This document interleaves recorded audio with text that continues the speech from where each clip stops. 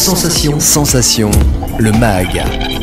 Bonjour à tous, bienvenue sur Sensation en association avec TV78. En février dernier, le Sénat a rejeté la proposition de loi visant à créer un congé menstruel pour les femmes atteintes de règles douloureuses et invalidantes. Un rejet qui n'empêche pas la ville de Guyancourt d'autoriser ce congé menstruel aux agentes de la mairie. Pour en parler avec nous, je suis aujourd'hui avec François Morton. Vous êtes donc le maire de la ville de Guyancourt. Bonjour. Alors depuis le 1er janvier 2024, votre commune a mis en place le congé menstruel pour les agentes qui souffrent de règles douloureuses ou d'endométriose, une décision qui fait écho à celle de Saint-Ouen ou Seine-Saint-Denis.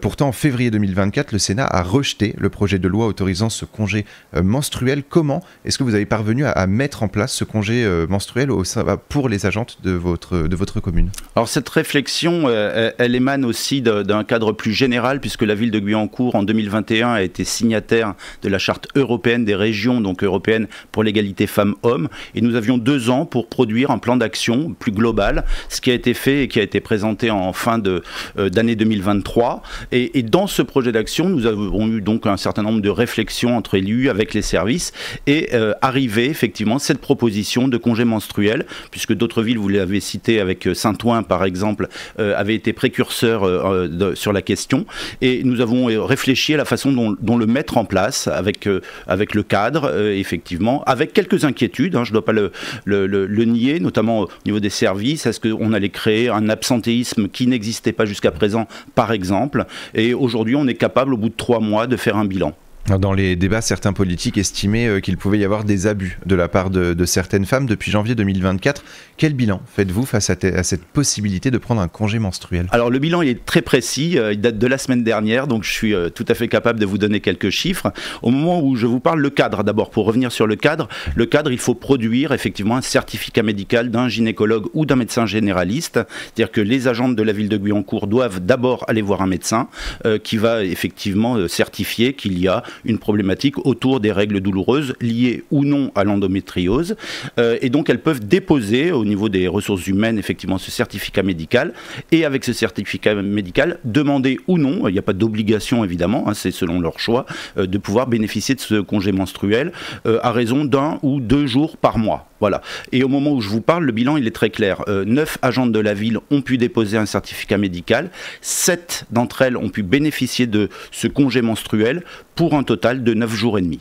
Alors ça c'est important de le spécifier, les femmes peuvent avoir un certificat médical, par un médecin ou un gynécologue, ça vous l'avez dit, mais ce certificat médical ne les oblige pas à prendre congé quand elles ont leurs règles, c'est vraiment quand ce sont des règles douloureuses, elles peuvent décider à ce moment-là de prendre des congés. Absolument, elles peuvent donc le demander ou pas. On a aussi des mesures alternatives, par exemple pour certains postes, permettre à ces agentes de travailler en télétravail aussi, ce qui est aussi une alternative à ce congé menstruel. Alors évidemment, dans une collectivité comme la nôtre, tous les postes ne sont pas télétravaillables, c'est évident.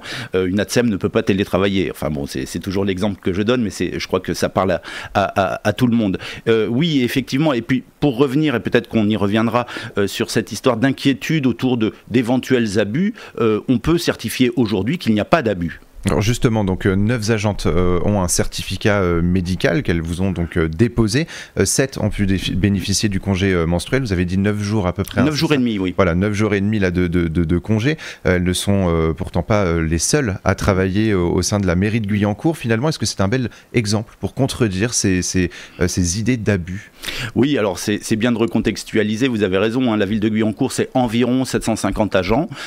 Parmi ces agents, 70% de femmes. Voilà, donc je crois que c'est important d'avoir aussi les chiffres en tête. Donc si on rapporte effectivement ce congé menstruel, cette demande par rapport au nombre d'agentes qui pourraient être concernées, il n'y a évidemment pas d'abus. Alors on parle de congé menstruel, mais vous ouvrez ce congé aux femmes souffrant d'endométriose. On parle un peu plus de cette maladie aujourd'hui, mais il y a un manque considérable de reconnaissance en tant que maladie. Pourquoi avoir décidé de votre côté d'ouvrir ce congé également aux femmes souffrantes d'endométriose? C'est une affaire de santé publique, tout simplement. J'y suis particulièrement sensible aussi dans mes fonctions de vice-président de l'agglomération en charge de la santé. Évidemment, on estime actuellement entre 10 et 15% la proportion de femmes qui pourraient être concernées par cette maladie.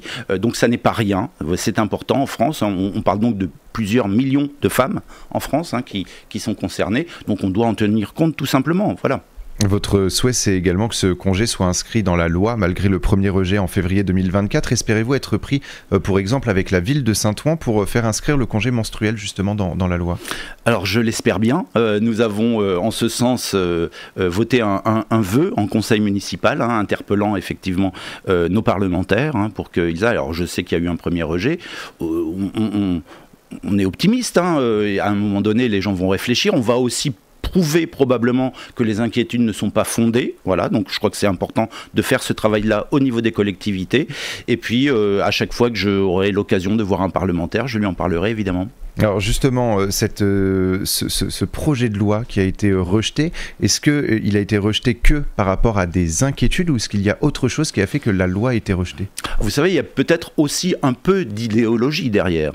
Lorsque on travaille autour de certaines questions, on voit bien, alors sans faire de parallèle ou de lien immédiat et de raccourci, on voit bien tous les débats qui ont pu avoir lieu autour de l'inscription de l'IVG dans la Constitution par exemple. On peut avoir certaines personnes, et pourquoi pas chez les parlementaires, qui considèrent que finalement avoir des règles douloureuses ou souffrir d'endométriose, c'est le quotidien d'une femme est parfaitement normal, ce qui ne l'est pas. Mais surtout que certains politiques estiment aussi que si les hommes avaient été touchés justement par ces règles douloureuses, on aurait mis justement cette loi en place depuis très longtemps. Très probablement. On ne va pas vous demander si vous comprenez ce rejet, mais plutôt qu'est-ce que vous en pensez? Est-ce qu'il faut, même peut-être à plus petite échelle, à 50 ans en Yvelines, généraliser un petit peu au sein des communes ce congé menstruel? Alors je l'espère et j'en parle tout autour de moi. Encore une fois, je crois que c'est important lorsqu'on a des inquiétudes, et notamment chez les gens de bonne foi, qui peuvent avoir ces inquiétudes à juste titre dans l'organisation par exemple des services d'une collectivité, leur démontrer que de toute façon l'absentéisme il ne sera pas supérieur avec la situation précédente. Cette mesure elle s'inscrit dans votre plan d'action mené autour de l'égalité entre les femmes et les hommes, vous l'avez dit en début de cette émission, donc depuis 2021 oui. Vous travaillez sur ce plan. Que dit ce plan d'action? Alors il est très large ce plan d'action puisqu'il a presque 50 actions dans sa programmation. Alors un certain nombre d'entre elles, environ les 2/3 étaient déjà présentes dans le quotidien de la ville de Guyancourt. On s'est aperçu un peu comme Monsieur Jourdain qu'on faisait de l'égalité femmes-hommes. Alors on le savait, soyons très clairs, on le savait. Lui ne le savait pas, mais nous on le savait. Mais il a fallu le formaliser, puis créer un certain nombre d'autres actions. Alors celle-là est une action puissante, en tout cas j'en suis très fier.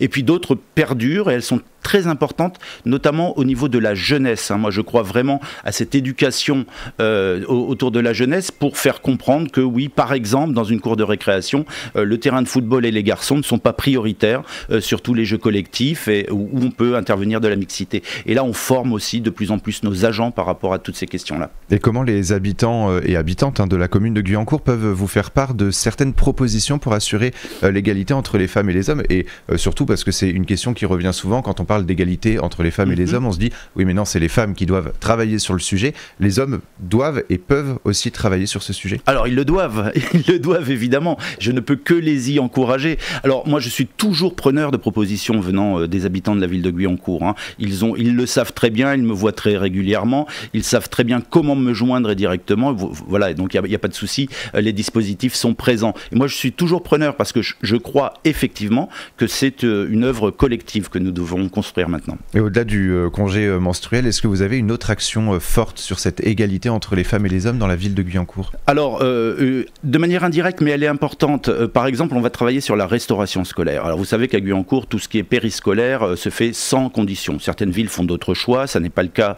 pour la ville de Guyancourt, ce qui permet aussi, par exemple, à des femmes de travailler plus facilement, et ça, on y tient vraiment. On va baisser le coût de la restauration scolaire, par exemple, à partir de la rentrée 2024, ce qui permettra un accès encore plus facile à la restauration scolaire. Et encore une fois, c'est aussi, de manière indirecte mais importante, une façon de permettre le retour à l'emploi ou la poursuite de l'emploi chez les femmes. J'aimerais qu'on termine cette émission avec votre volonté d'échanger justement avec les habitants de votre commune. Pourquoi c'est important pour vous qu'il y ait un contact direct avec le maire ? Parce que les habitants ont une vraie expertise d'usage de leur ville et je crois qu'il faut vraiment les écouter. Alors on le fait depuis très longtemps à Guyancourt, mais on doit développer.